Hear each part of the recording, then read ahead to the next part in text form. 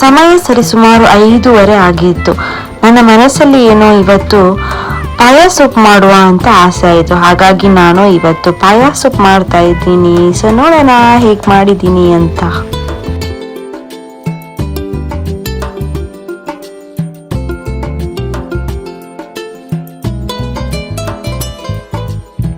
ಮೊದಲಿಗೆ ನಾನಿಲ್ಲಿ ಈ ಪಾಯನ ಚೆನ್ನಾಗಿ ತೊಳೆದು ಕಟ್ ಮಾಡಿ ಈ ತರ ಇಟ್ಟಿದ್ದೇನೆ.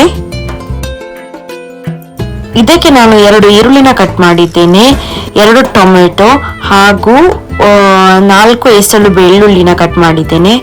ಆಮೇಲೆ ಒಂದು ಸಣ್ಣ ಗಾರ್ಲಿಕ್ ಅನ್ನ ಕಟ್ ಮಾಡಿದ್ದೇನೆ. ಆಮೇಲೆ ಸ್ವಲ್ಪ ಕೊರಿಯಂಡರ್ ಅನ್ನ ಇಟ್ಟಿದ್ದೇನೆ. ಇವಾಗ ನಾನಿಲ್ಲಿ ಒಂದು ಕುಕ್ಕರ್ನ ತಗೊಂಡು ಚೆನ್ನಾಗಿ ಬಿಸಿ ಮಾಡ್ಲಿಕ್ಕೆ ಇಟ್ಟಿದ್ದೇನೆ. ಇದಕ್ಕೆ 1 ಸ್ಪೂನ್ ಅಷ್ಟು ನಾನು ತುಪ್ಪನ ಹಾಕ್ತಾ ಇದ್ದೇನೆ. ತುಪ್ಪನ ಹಾಕ್ಬಿಟ್ಟು ಅದನ್ನು ಚೆನ್ನಾಗಿ ಬಿಸಿ ಆಗ್ಲಿಕ್ಕೆ ಬಿಡ್ಬೇಕು. ಇವಾಗ ನಾನು ಇದಕ್ಕೆ ಸ್ವಲ್ಪ ಲವಂಗ ಆಮೇಲೆ ಕರಿಮೆಣಸನ್ನ ಹಾಕ್ತಾ ಇದ್ದೇನೆ. ಆಮೇಲೆ ನಾನು ಇದಕ್ಕೆ 1-2-3 ತೇಜ್ಪತ್ತನ ಹಾಕ್ತಾ ಇದ್ದೇನೆ ಸ್ವಲ್ಪ ಪರಿಮಳಕ್ಕೆ.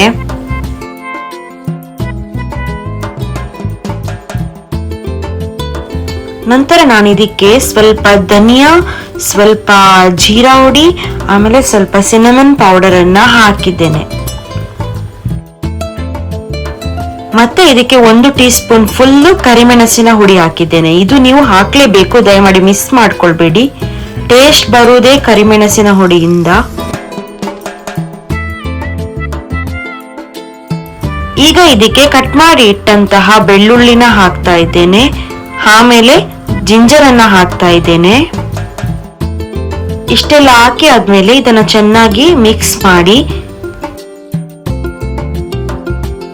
ಈಗ ಈ ಮಿಶ್ರಣಕ್ಕೆ ಈರುಳ್ಳಿನ ಹಾಕ್ತಾ ಇದ್ದೇನೆ ನಾನು.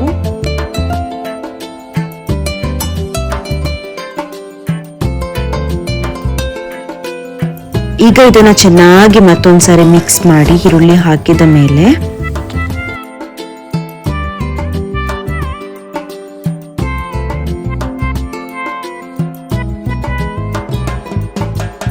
ಈರುಳ್ಳಿ ಚೆನ್ನಾಗಿ ಹುರಿದ ಮೇಲೆ ಇದಕ್ಕೆ ಟೊಮೆಟೊನ ಹಾಕಬೇಕು.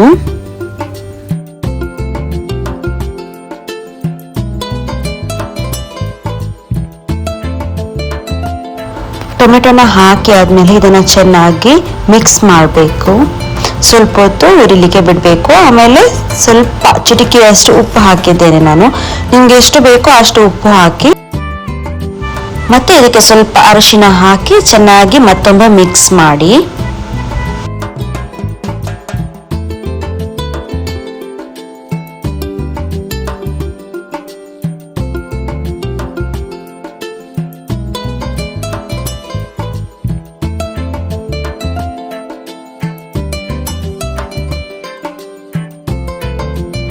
ಈಗ ಈ ಒಂದು ಮಿಶ್ರಣಕ್ಕೆ ನಾನು ಕೊರಿಯಂಡರ್ ಅನ್ನ ಹಾಕ್ತಾ ಇದ್ದೇನೆ, ಕೊರಿಯಂಡರ್ ಲೀವ್ಸ್.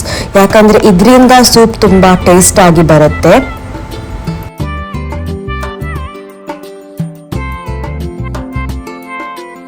ಈ ಮಿಶ್ರಣನ ಎಲ್ಲ ಚೆನ್ನಾಗಿ ಉರಿಲಿಕ್ಕೆ ಬಿಡಿ, ಮಿಕ್ಸ್ ಮಾಡ್ತಾ ಮಾಡ್ತಾ ಉರಿಲಿಕ್ಕೆ ಬಿಡಿ.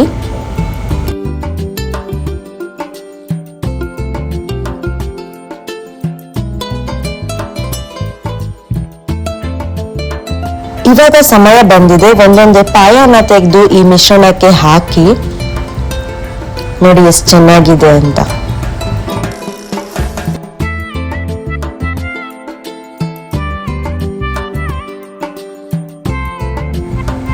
ಈಗ ಇದನ್ನ ಚೆನ್ನಾಗಿ ಮಿಕ್ಸ್ ಮಾಡ್ಕೊಳ್ಳಿ. ಈಗ ನಾನು ಇದಕ್ಕೆ 3 ಗ್ಲಾಸ್ ಅಷ್ಟು ನೀರನ್ನ ಸೇರಿಸ್ತಾ ಇದ್ದೇನೆ.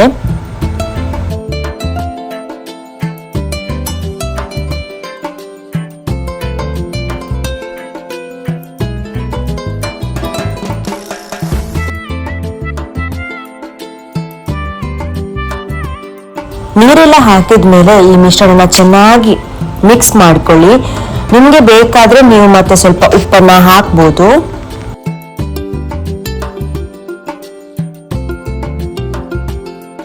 ಇವಾಗ ಕುಕ್ಕರ್ ಅನ್ನ ಮುಚ್ಚಿಟ್ಟು ಇದನ್ನ ಚೆನ್ನಾಗಿ 10 ರಿಂದ 12 ವಿಸಿಲನ್ನ ಹೋಗ್ಲಿಕ್ಕೆ ಬಿಡಿ.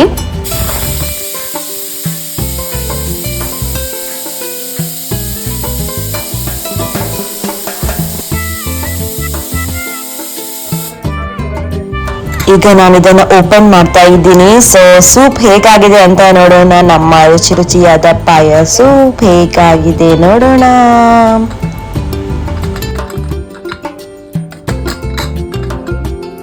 ವಾವ್, ನನ್ಗಂತೂ ಬಾಯಲ್ಲಿ ನೀರ್ ಬರ್ತಾ ಇದೆ. ವಾವ್. ಈಗ ನಿಮಗೆ ಬೇಕಾದ್ರೆ ಸ್ವಲ್ಪ ಕೊರಿಯಂಡರನ್ನ ಇದರ ಮೇಲೆ ಹಾಕಿ ಮತ್ತೆ ಲೆಮನ್ ಜೊತೆಗೆ ನೀವು ಇದನ್ನ ಟೇಸ್ಟ್ ಮಾಡಿದ್ರೆ ಅದ್ಭುತವಾಗಿರುತ್ತೆ. ಸ್ವಲ್ಪ ಲೆಮನ್ ಅನ್ನ ಸ್ಕ್ವೀಸ್ ಮಾಡಿ.